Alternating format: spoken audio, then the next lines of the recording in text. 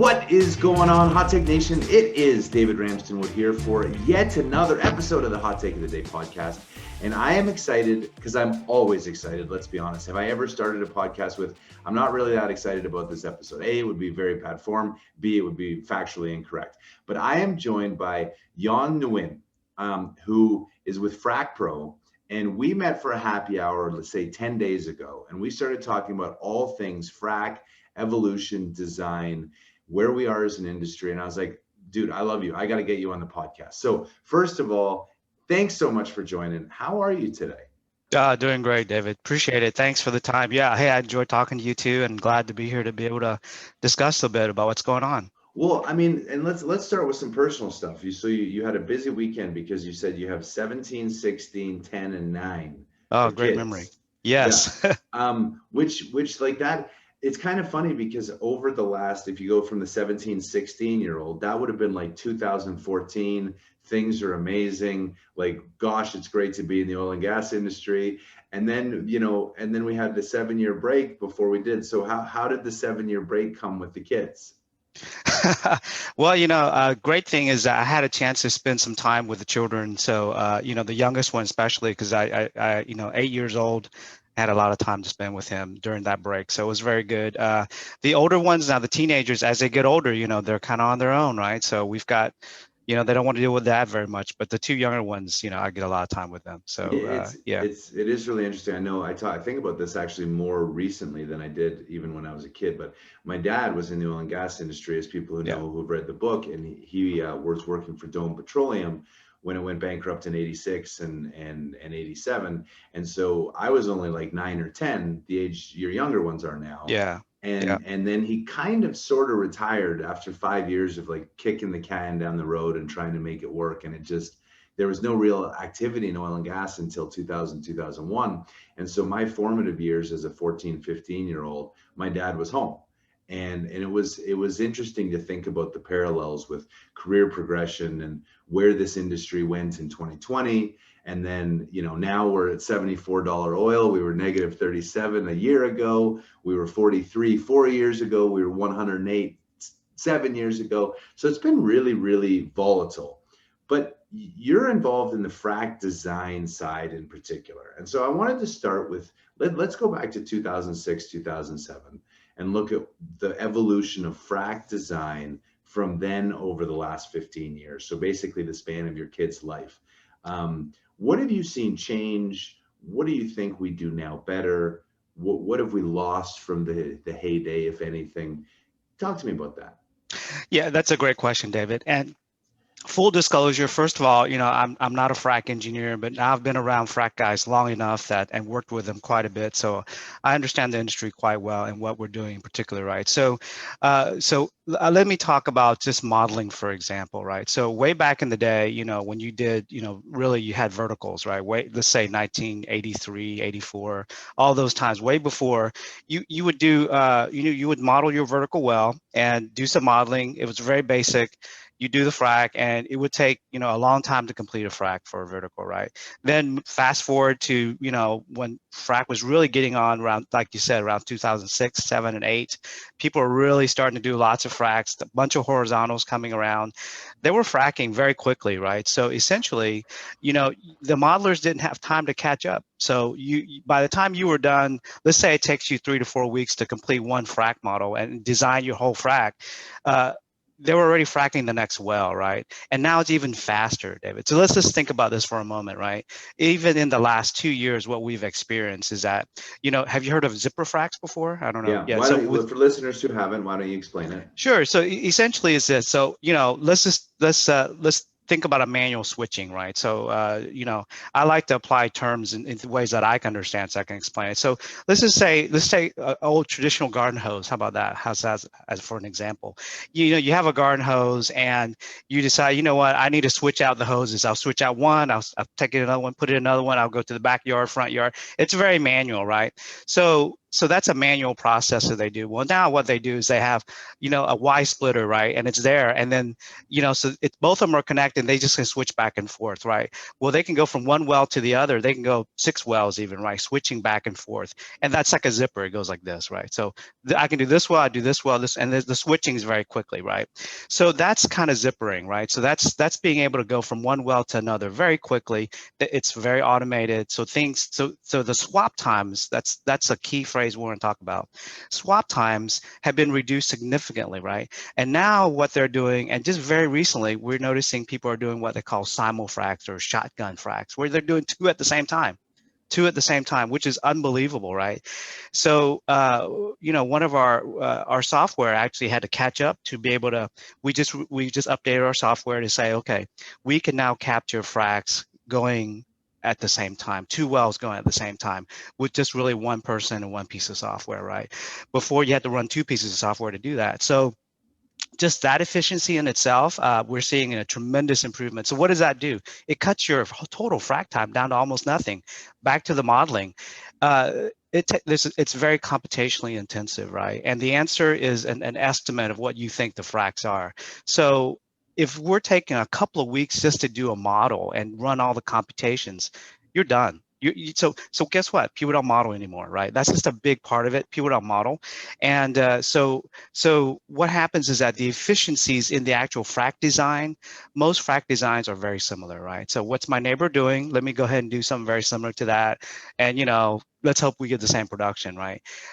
There's a tremendous amount of opportunity around that, David, that we feel that you should really pursue. So I want to touch on 2 things, because the first Sure. thing you said in that answer was you're not coming to frac as a frac engineer, but you've been around it a lot. And as you and I talked about at the happy hour, you're a very a data IT background, if I recall correctly, like a big data, big problems, big computation. Talk to me about your career, because I think that lays the stage for, I think of the stat that I've seen, and I've talked about it before on the podcast, is 99% of the data that's collected is not analyzed. Correct. And that 90% of the data that exists in the world today was created in the last 2 years. And 2 years from now, the data that exists, all of the data that exists in the world today will only comprise 10% of the data we have in 2 years, which is amazing, but talks about the need for AI, machine learning, computational, and being able to do what you've done from a 3-week model that doesn't work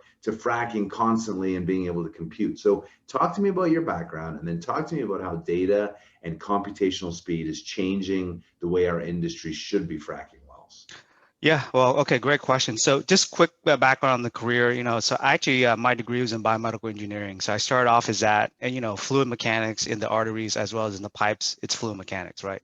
So essentially when I started off doing that, I ended up liking being around people more than just being stuck in the lab. So I stopped design work and started working for a management consulting, one of the big 5s at the time, and really went into data management. So really data management, there's several aspects of it, right? There is the acquisition of the data. There's also the analysis of the data to see what kind of quality you have, quality issues, and then the control of that data. So it's 3 phases, right? And so a lot of my expertise was really around that. Enterprise data, so upstream, all of upstream, right? So basically from the wellhead all the way through production, what's that whole process? And so I got involved in that, worked as an independent consultant for a while doing that for a major oil and gas company. And my perspective then is really around, okay, acquiring the data. So when I joined Frac Pro 2 years ago, I said, hey, send me out to a frac site. Never been out there. Let me get out there. Let me get my feet wet, right? And that's something we pride ourselves on too, is like getting our developers, our actual developers, to get out there, seeing the actual environment and understanding what's really going on. So I got out there, and I mean, it's a constant 24/7 operation. There's 2 shifts at 12 hours each. People are just working like crazy. And I noticed that they didn't even put the API number in for the well, right? So basically, they just start fracking, and they're like, well, where's the API number? Oh, we'll put that in later, or some guys don't do that. So the acquisition of data, like you said, David, people are capturing a ton of data now, right? So you got the wireline data, you got the pump down data. Prior to that, you got all the drilling data, all those things. And yet what I see are really 2 things. One is the acquisition of the data. you're just compiling it, but then it's your own little silo.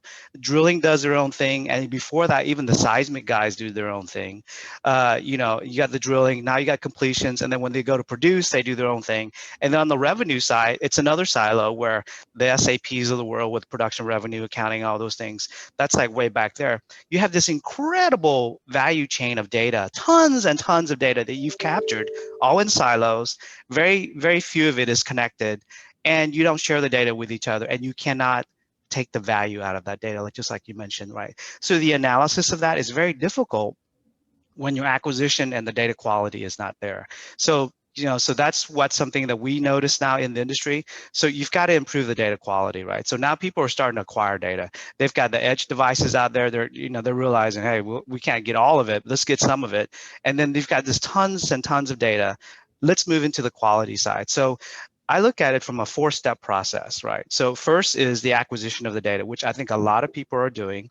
The quality of data coming in is really not where it needs to be, right? So how do you up that quality?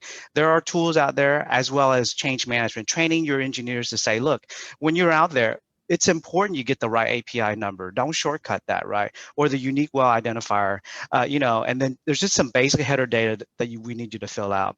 The other piece is, you know, the third piece is analysis, right? Can you do the analysis on the data, right? Forget about the AI, ML, all that stuff. Can you just do basic analysis, right? What's your swap time? Is it 15 minutes or is it 10 minutes, right? And if you just look at that, you know, I estimate, and this is a round number, uh, it's about $2,200 to $2,500 per minute when you do a completion job out there. Okay. And let's say you're out there for 3 weeks. That's a significant amount of money. So if you can save just 1 minute, you're already saving $2,500. That pays for our software immediately, right? Yeah. So can you do analysis around that to figure that out? And then the last part is the monetization of that data, right? So there's 4 steps. Can you monetize that data? Can you look at it and tell your customer, hey, you could have saved X amount of time on your swap time. You could have not repaired that particular piece of equipment because it would have lasted longer. You've been okay. You don't have to take it down. Can you save money? And then can you improve the production ultimately, right? Did you pump too much sand that you didn't need, or didn't you pump not enough sand, right? That's the holy grail, David, like you said. That's the analytics. That's the once you have enough data that's of high quality, can you apply some real intelligence on top of that? The 4th step, monetization of that data. And, you know, I look at monetization from a very simple perspective. I mean, you know, way back, do you remember the yellow pages? You know, Yeah. you know, I you know used what to, I used to try and tear the phone book open, you can't do it. arm strength, and I never really made it. So I would just pick one page at a time. There you go. Take one, right. And, you know, and people used to pay a lot of money to put their ads in the yellow pages, right? You get that in your mailbox or your driveway, a big book, right? And you actually flip through that and, you know, and you find, well, that's nothing but data monetization. You know, it's they took all your data, they actually made you pay for it, and then they're saying, hey, it's available now. Yahoo does the same, Google, all those things. It's all the same, very same concept. We need to do the same thing in oil and gas, right? So yeah. So No, anyway, so I was going to touch on that because so what would you say to people who've done 20 years of frac and you know they get the nuance and they you know they've lived it, they've seen technology changes tremendously. So I even think 20 years of frac like is an overstatement because we've only really been doing these modern fracs for the last 3 or 4 years. So it's hard to have that many years of experience in something that's evolved so much. But how do you respond to someone who says, well, hey, you came from a biomedical background and you know you've managed data and you've consulted, but like you haven't been running the fracs, but you have access to all this data. And so do you think that you have a different skill set or an advantage or a disadvantage thinking about things as data as opposed to a job in the field? Or how do you balance that? And then let's talk about the modeling that Frac Pro does and what the software actually is doing, how it's evolved, and why you think operators should even be using the tool. As you said, a lot of guys aren't doing modeling. They're just doing the same thing as they did before. Get it done quick, to get it done fast, get it done cheap, carry on to the next thing and see what happens. Yeah, those are great questions. Let me see if I can address it. So I think the first perspective is that being a data management person and having that perspective coming into it. So I absolutely acknowledge the guys that do the fracs. I mean, I think it's an amazing field, really. You know, I think all of the upstream, really. There's so much that goes on out there that that's very good on the engineering side. So they're engineers, right? So what they want to do is make sure that they get the job done safely, very efficiently, and so the data piece is it's there, but yet it's not as important to them, right? They get the data and then they're on to the next job in terms of a completions engineer, right? So my perspective is this, I'll give you the examples. When I first joined, before, I think all the data was stored in hard drives or someone's computer somewhere, and it was thousands of wells all over the place, right? So you can't really leverage that data and really look at it holistically if that's the case. So we said, okay, let's think about what do we, so we created a cloud-based solution. It's called Frac Pro AI. We put all the data is in there now. It all goes in there. So now all of a sudden you have thousands of wells with good quality. That's the acquisition piece. We improved the acquisition piece. So to all those completions engineers out there, as you're working this, I'll say, look, you guys continue doing what you're doing. I think it's great, but then make some minor changes, like we mentioned. Pay attention to the data. It takes you a few seconds to put in high quality data or double check the numbers. And then once it flows in there, now you've got a large pool of data. Now you can begin to look and say, okay, for this particular basin, how does that work, right? And then we have data for this basin now. Now we're accumulating that, and we have another one. We have another. All of a sudden, we have a lot of them. And then this goes to your second question about the modeling, right? So I think modeling, as anyone would tell you, it's a science, that requires a lot of work. It's been around for a while. Actually, Frac Pro software, the actual software is written in 1983. Okay, so all that math behind it actually sits in Fortran, and it's still there. It's the same mathematical equations, right? So, but then how do you fine tune it with the data, right? So I think that's the perspective that we all need to look at it right now. Okay, so given any oil and gas company, whether you're a service company or an operator, you're now sitting on a gold mine of data. Number one is it in a place where you can actually readily begin to analyze it? Are the data quality good? If that's the case, let's begin to take some of that for this particular basin, for these particular characteristics. Can we take that data and then begin to do a better model, right? So that's number one. Number two is, there's quite a bit of drilling data in terms of the rock mechanics and the geosciences. And I'm definitely not a drilling engineer. I'm not a geologist either. But I've talked to enough of them and realized there's a wealth of data sitting on the drilling side that we don't really leverage, right, to do our model, right? So there are companies out there right now that are beginning to do that. They're taking that data and they're saying, okay, when I do my fracture modeling for this particular cluster, this rock is really, really hard. So I've got to do something a little bit different than I would do with that. So based on the characteristics of the rock properties, right? So if you can take all that data, put it into your put it as input into your model, you get a much, I would say, a more scientific model than what you're doing right now, right?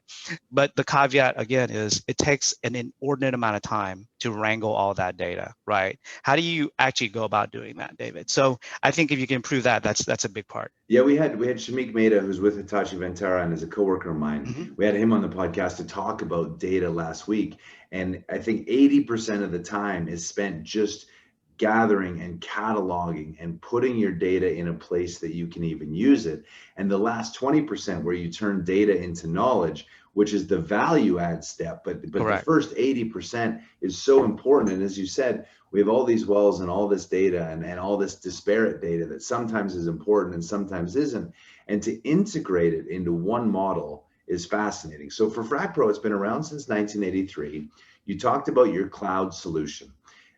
We've touched on the cloud before, but talk to me about why companies can maybe, lift and shift into the cloud, improve their computational speed, improve a lot of their processes to get better results. And how is Frac Pro leveraging that efficiency that you can get now that you couldn't maybe get 7 years ago? Yeah, that's a great question.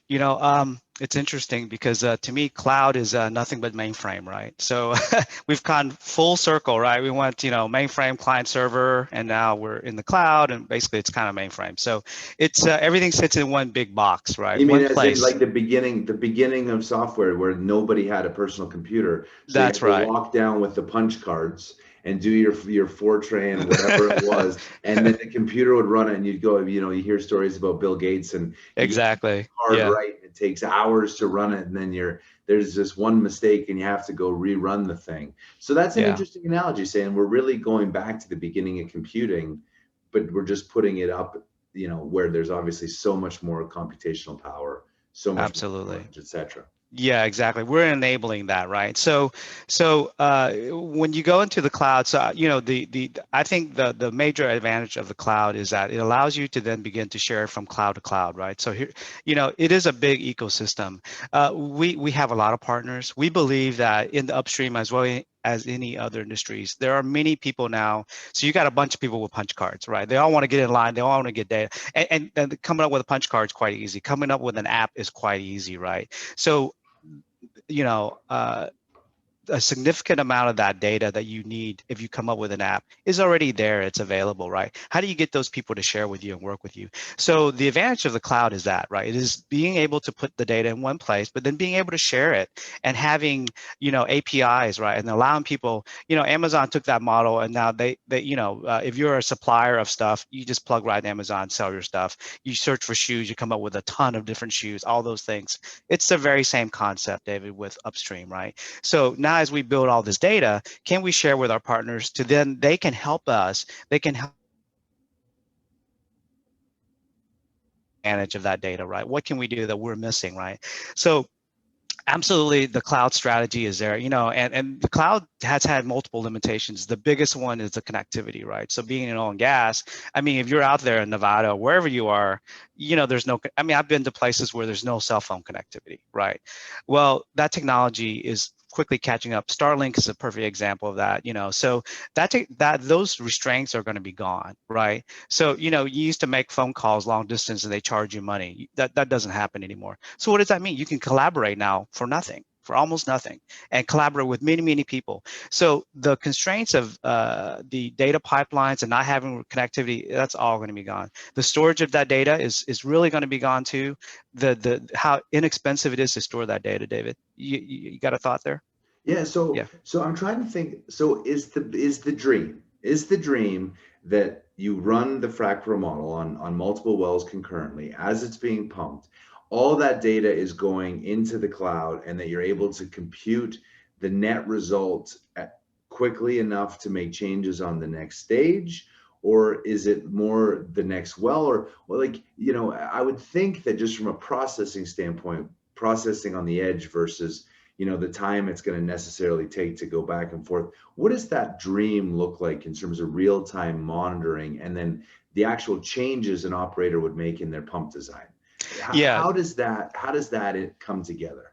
No, that's a fantastic question, David. So that's the holy grail, right? Can we do all this in real time, right? And right now we're looking at it from two perspectives, right? So let's take the frac van, for example, right? So with the edge device, let's say you had enough algorithms inside your frac van where all that data is coming in. There's no connectivity to the cloud or anything, but the guys in the van, they're getting some pretty good suggestions whether they should increase rate, decrease rate, add more friction reducer, all those things that they do, right? They already get that feedback. So that's in real time. That would be that. So that's definitely one holy grail. The other piece is if you have connectivity, then you've got an operations team somewhere, sitting in Houston or somewhere remote location where they can actually call the fracs. And some companies are already starting to do that, right? They've got these remote locations, and you're calling the fracs, and you're being able to do that in real time. So the thought is this: is that as the data comes in, you've got a model that you came in with. This is your treatment schedule. Here's how you're going to treat this well.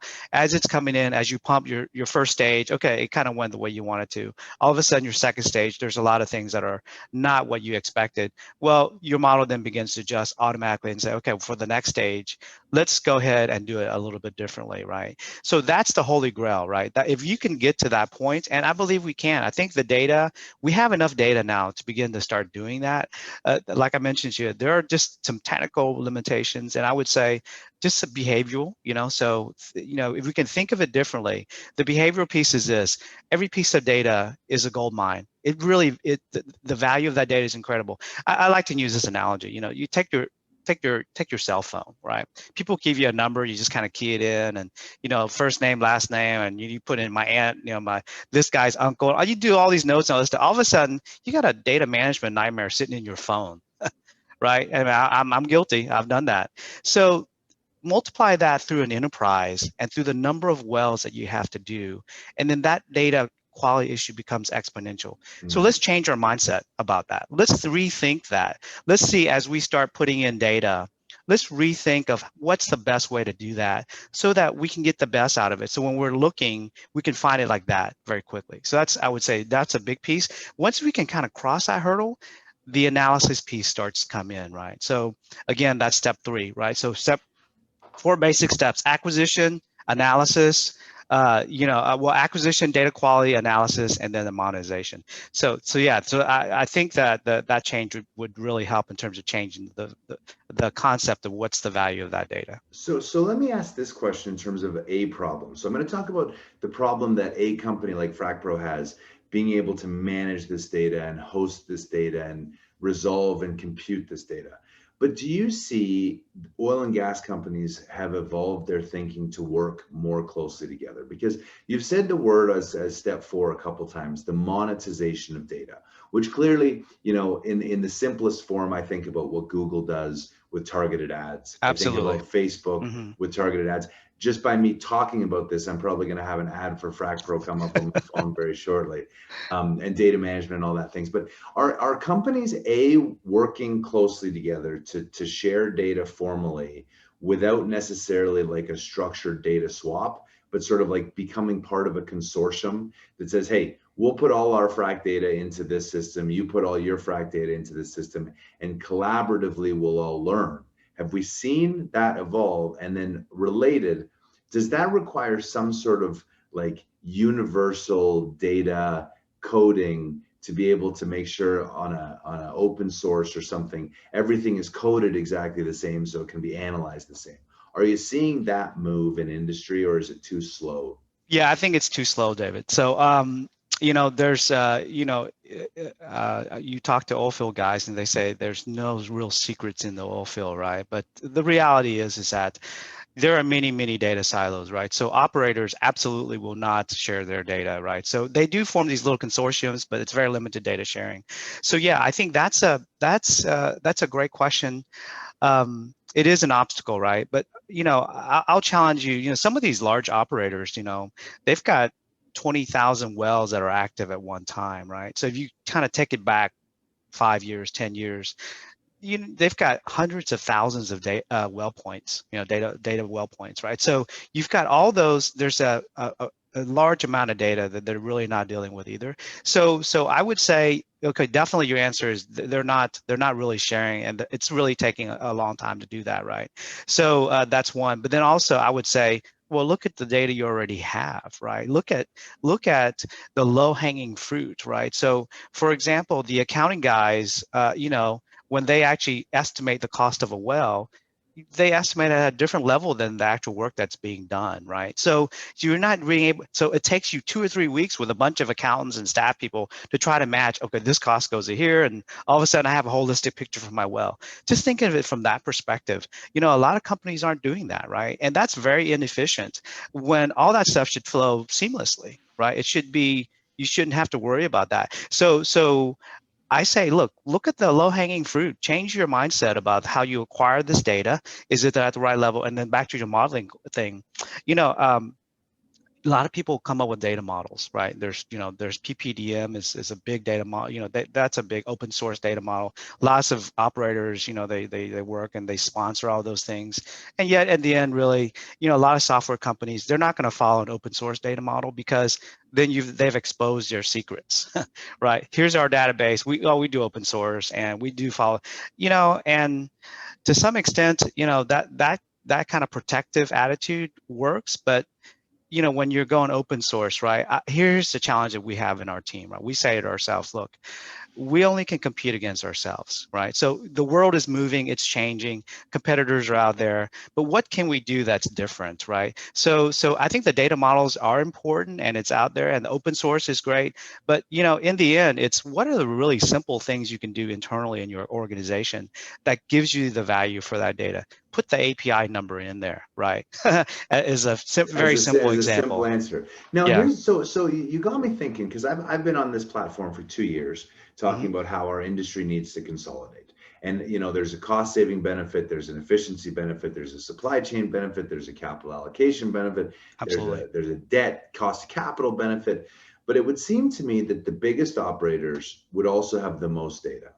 And that if they're able to integrate that data, like for example, pick any company. I would use Exxon because they're big, not to Yep. pick on, but if Exxon was able to ingest all of their frac data from every single one of their wells, even if they took their top 10% of wells and came up with some metrics in terms of well spacing or probability, whatever, and ingested that all into the Frac Pro tool or a similar modeling tool, what kind of AI or machine learning or preventative, if Screenouts the big issue, what kind of things could you do with that data, do you think, to be able to then better manage the frac go forward? And do you think we move away from sort of gut, we're losing a little bit, where it looks like we're pressuring up, we're going to drop rate. There's a lot of gut calls that are going on in the frac, Yeah. but some of them are false positives based on a single event that happened 2 years ago that might not be remembered correctly. But if you have all of the wells in that area and all of the data, and your machine has told you that this isn't a 5-pound increase is not a big issue, dropping and then up, like you could come up with these sort of systemically consistent outcomes that lead to a result. Is that the net end result of what you do with all this data, or is that just too big a project for where our industry's at and where we're going? Yeah, I think you hit the nail on the head. It is okay. So if we were to look at it, so people talk about a lot of this screen outs, right? So when you have a screen out, you basically have to call in the guys to clean it out, right? And it's like a $200,000 job, and you have to have them on kind of on standby too. So it's a big cost, right? So if you can just prevent screen outs, so absolutely. So that's something that we're very actively looking at right now. We do have a screen out predictor that we're going to test against the data that we have. So that's something that absolutely will save immediately a significant amount of money. Screen out prediction also, when you have people that, like you said, if there's a little more science applied in the data van where they're not just guessing, you can prevent some of the screen outs, right? We have a field consulting group called Stratagen that's also a part of the Frac Pro family, and they do a great job. And when they're out there, a lot of the screen outs don't happen, right? It's very, very limited. So when they're out there, there's expertise being applied. So if you look at those things, screen outs definitely one big thing, right? So that's something that if we can do that, prevent that, or say, hey, you're about to screen out, that's great. The other piece I would say too is back to this design piece, right? Pumping proppant, whether it's sand or, ceramic proppant, which is the high end, really expensive stuff, it's very costly, right? That's a significant part of your frac. So if you can do a better design that makes those a lot more efficient, you're already saving hundreds of thousands of dollars immediately right there, right? So the design piece, like I said, is really not being done right now. Right now, they're literally going, hey, we're going to rubber stamp this design. It's going to apply across this basin. Boom, that's what we're going to do. Very minor adjustments, right? If you can get that design way before, and then as it's changing real time on the fly, that's something incredible. So I believe those things can be achieved, and that's what we need to go after right now, David. And one thing I'll address that I didn't address before when you asked about the data, honestly, looking at the processes, the data, and everything in frac, I'll say 80 to 90% of it's all the same. Okay, it's structure. I mean, they may move a column here and there, but it's all the same stuff. Everyone's interested in the same data channels, right? Very few of them are different. So, there's this piece where, this is kind of my thing. Well, it's kind of the same. We see that a lot across the board, right? So we do have some, congruity, right? We've got some opportunity here where we've got very similar data sets. Let's see if we can work with that, right? So yeah, absolutely. So better frac design for sure is a big piece, and then real-time actions. The screen out prevention is a great thing. Okay, So thinking about the challenges for a company like you, and again, I've said this many times, people can reject, although I haven't really had anyone come up with a compelling argument as to why I'm wrong on this, but I say all the rock worth owning in the United States is already owned by someone in some capital structure. Therefore, what you've seen as the acquire and flip model sort of Mm-hmm. ran its Mm-hmm. course, and as the midstream model with the high 10 to 12 EBITDA multiples you get on some growth profile, as that then got built out, and then as the water solution got built out, the next gap in our industry has been tech. And so there's been a lot of small startup companies tackling interesting problems like frac design, like data capture, like drilling design. I mean, all of them. How do you compete as a small company? And what are the challenges that you guys face, given that you have all these companies who have all this data, and to really meaningfully tackle it in a timely manner, you need all this staff to be able to integrate the data, ingest the data, and massage the data. How do you balance that? And what are the challenges that you guys face as a not a startup, but a small technology company in oil and gas? Yeah, oh yeah, that's a fantastic question, David. So, I would say we deal with this challenge on a weekly basis, right? So, um, we view ourselves as a startup, right? So we've got to be very scrappy, is what we say, right? So you really got to get out there. And I'll go back to the ecosystem solution that I talked to you about a little earlier. Is that we believe there are many other people in the field. So I'll throw, fracture. Have you heard of FDIs before? Frac Mm, driven interactions. I don't think so. Okay, let's just talk about just for a second. So, Yeah. well spacing is a big, so that, modeling the well spacing is another big deal, right? So, right now, I don't know, the magic number is like 300 feet apart, right? So one well here, one here, we think is 300 or somewhere, some magic number.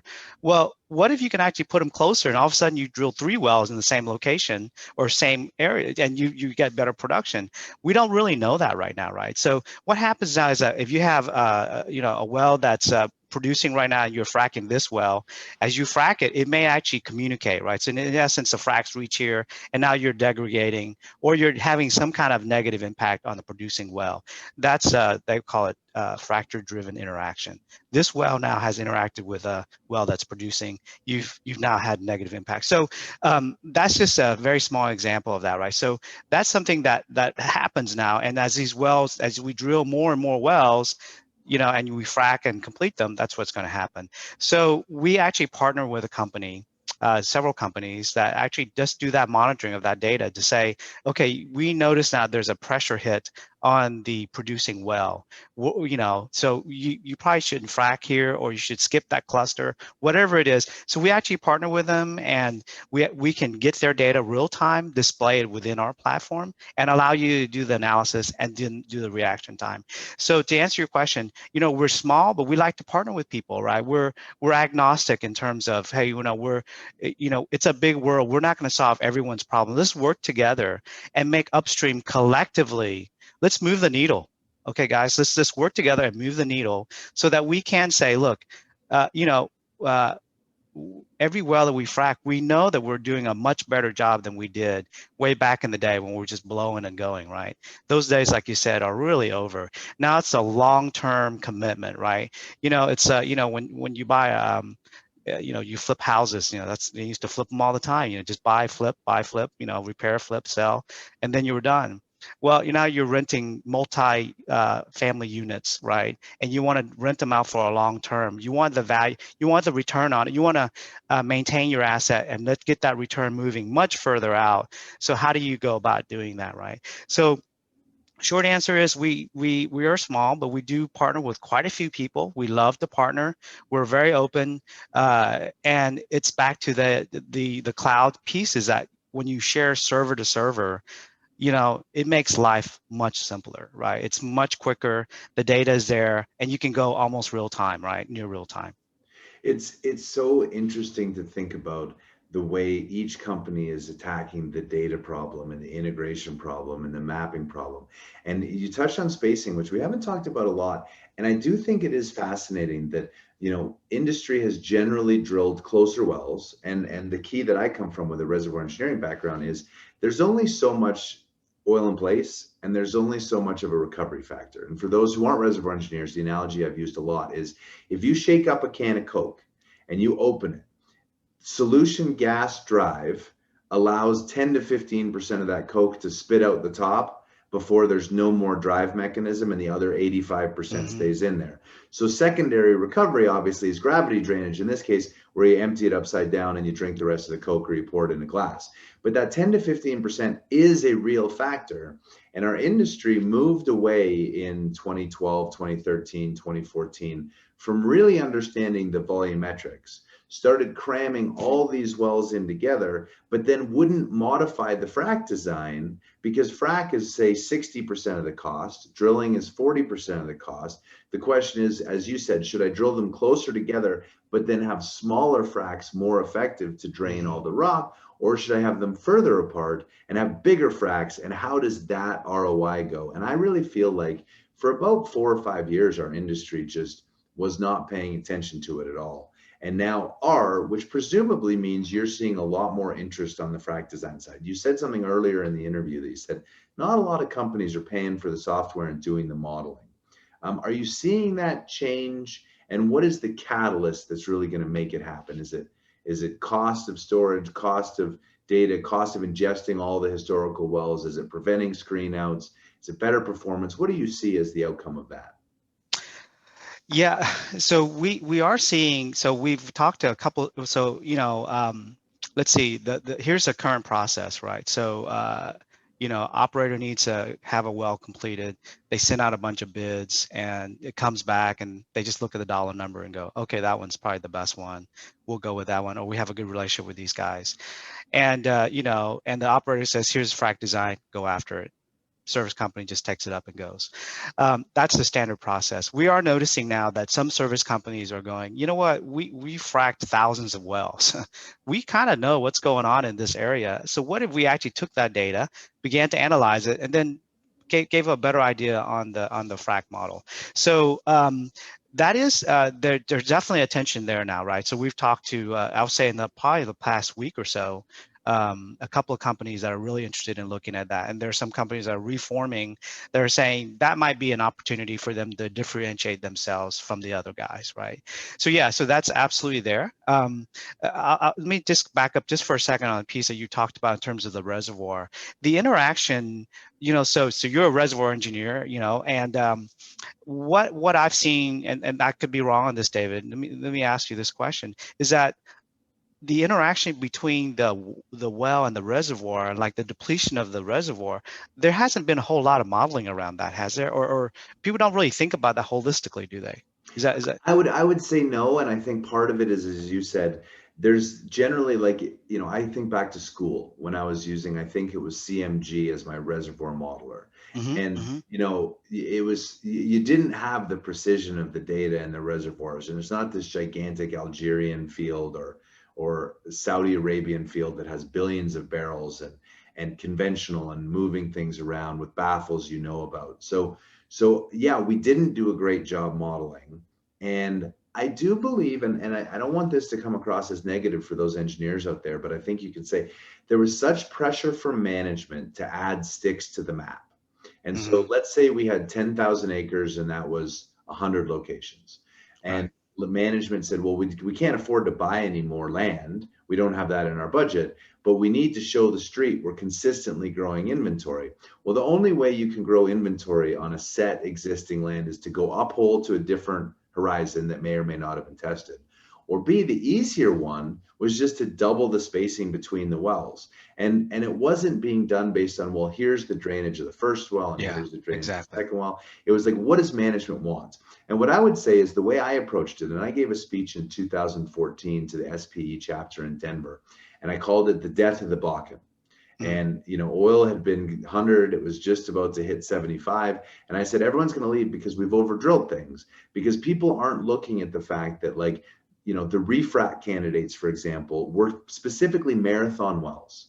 And Marathon had done single stage pump and praise with and Petro Hunt, same thing with blast joints as diverters, which was crazy. But all the good offsets were 800,000 barrels a well, and those wells were 150,000.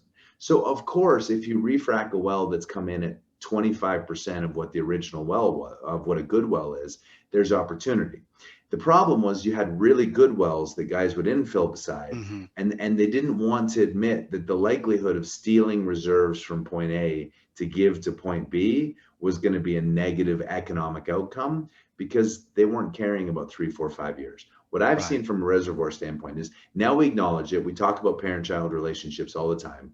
Yeah. We appropriately space away from parents. We talk about like whether it's mowing the lawn or starting a fire. But once you start an area, you better mow the lawn sequentially and spend 6 to 9 months max between offsets. Otherwise, you're going to see worse. Is it modeled? No, but we're finally using empirical data that's saying, yeah, we're not getting the results we need and we need to maximize ROI.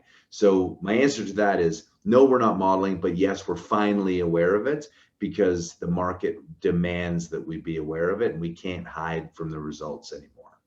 Yeah, and the lack of modeling in the past, was it just due because you had to wrangle a lot of data, right? And then the computation. Absolutely. Yeah, And yeah. if I'm totally honest, Hmm. I would argue that most people would put in their original oil in place based on the porosity they knew, the perm they Yeah, knew, exactly. the Right, water right. saturation they knew, and they couldn't match the oil in place they needed to have the number of wells that you needed. I mean, and the Bakken, there's great examples, and again, there was a lot of talk in 2014 that the shale had to be contributing way more because otherwise you could never get the reserves that were being predicted. Whereas I would say, well, I would say you're never going to get the reserves that are predicted because they're over predicted because you're Hmm. artificially inflating oil in place for that recovery factor.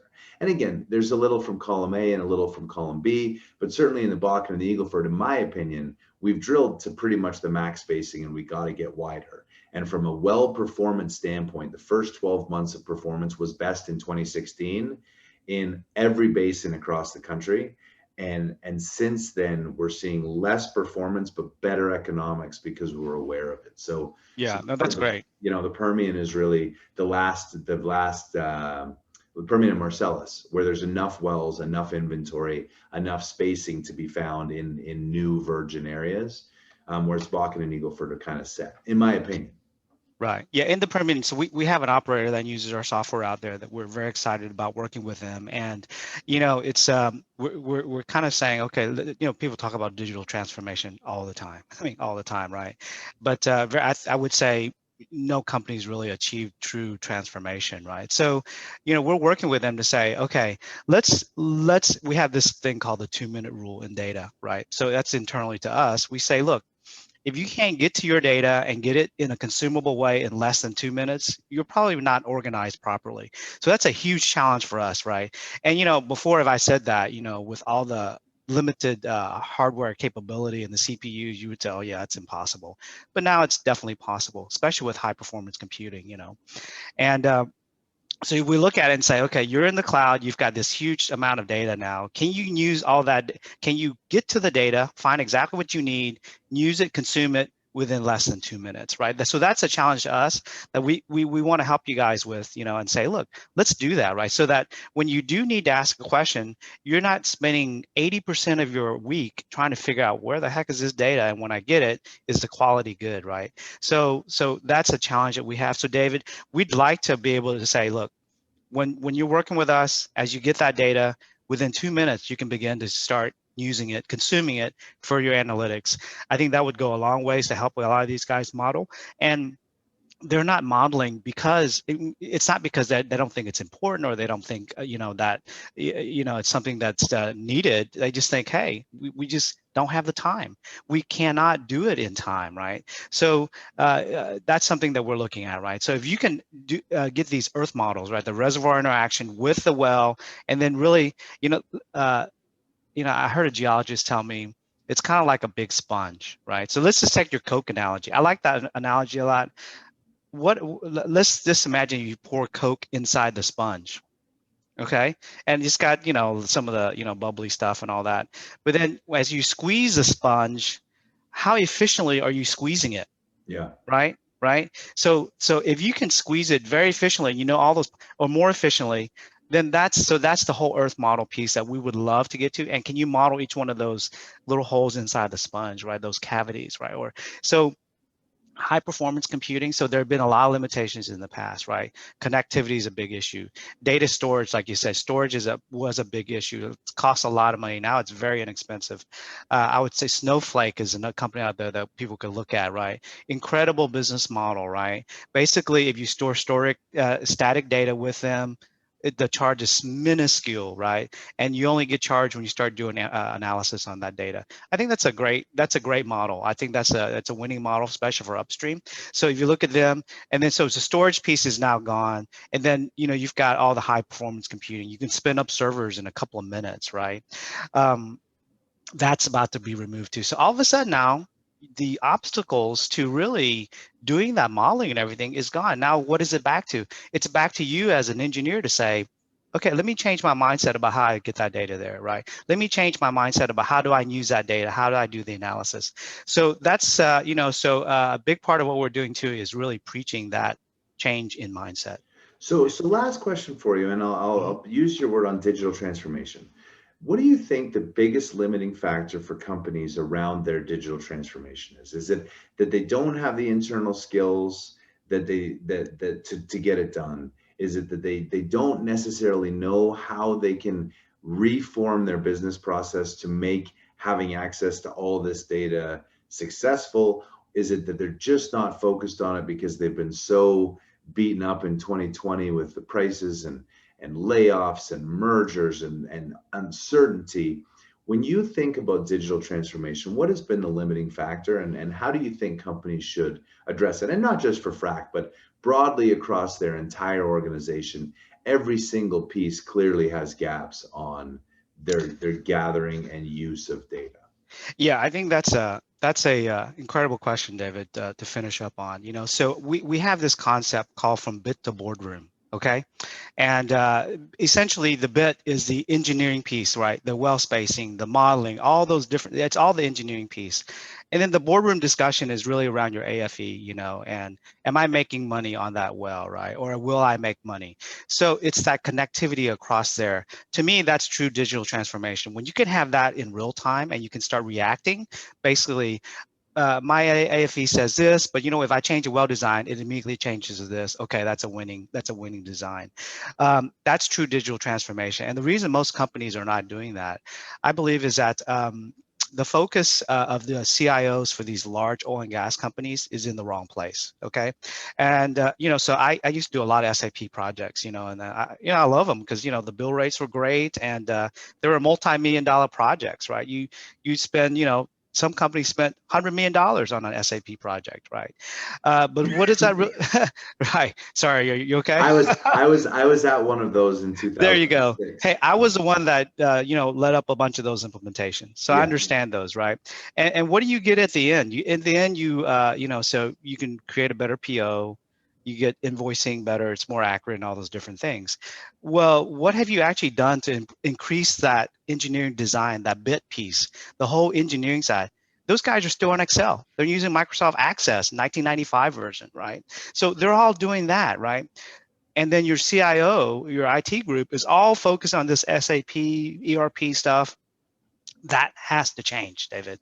We have to say to the CIOs, look, everything that's being done from the inception of that well is really critical to driving that piece at the end. And I'll say this, and on the SAP side, a lot of that can be automated, right? At this point now, so much of it can be automated, but we can't because why? We don't have the focus on the right level of detail on the data and the quality of the data. So the answer is, most CIOs, I believe, are not focused in the right place. They're not working very closely with the leads of their drilling and completions group, right? So that connectivity's got to be there, right? The importance has got to be there.